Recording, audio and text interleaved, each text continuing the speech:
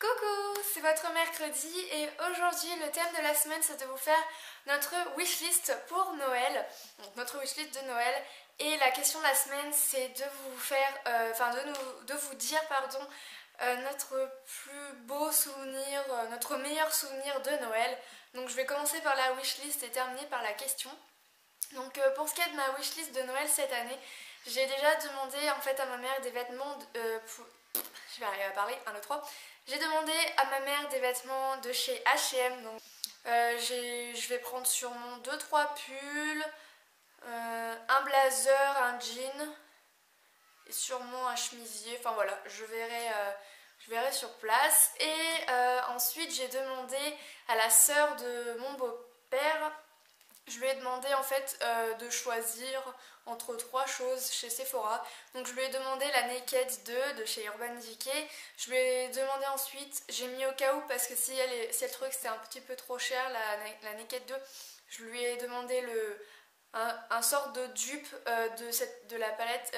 Donc je lui ai mis la palette nude de chez Sephora. C'est à peu près les mêmes fards, enfin c'est des fards nude donc ça me convient. Et j'ai mis aussi des vernis Sephora au PI, donc dans des couleurs corail, doré, bronze, paillettes et tout ça. Donc voilà ce que j'ai demandé, c'est tout. Parce que j'aime bien moi qu'on me fasse des surprises, généralement ma famille c'est ce que j'aime. Et ensuite pour la question de la semaine, c'est donc de vous dire notre plus beau souvenir de Noël.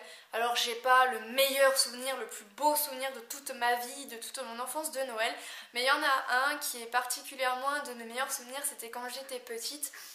Je devais avoir 7 ou 8 ans, j'ai passé le Noël chez ma grand-mère en Alsace et d'un coup j'entends, alors attention, petit arrêt.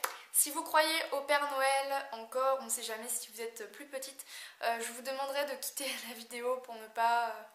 Voilà, quittez la vidéo si vous croyez encore au Père Noël. Donc voilà, donc je continue. Et d'un coup, j'entends en fait des pas, genre des pas de reine sur le toit, et j'entends des clochettes. Et là, je commence à sauter du canapé, mes yeux ils sont complètement écarquillés, je tends bien l'oreille pour savoir ce qui se passe. Et d'un coup, ça toque à la porte, ça frappe à la porte. Et ma grand-mère va ouvrir et je vois le Père Noël. Je vois le Père Noël, alors il arrive vers moi, il me prend dans les bras et tout. Et là je le vois derrière, il y a plein de cadeaux derrière lui et tout, il me fait c'est pour toi machin et tout. Alors là je peux vous dire que j'étais juste aux anges. J'avais l'impression, enfin pour moi c'était le Père Noël en face de moi. Donc bien sûr hein, c'était pas le Père Noël, c'était un ami à ma grand-mère parce que je l'ai su quand j'étais un peu plus grande, que c'était un ami à ma grand-mère qui m'avait fait cette surprise.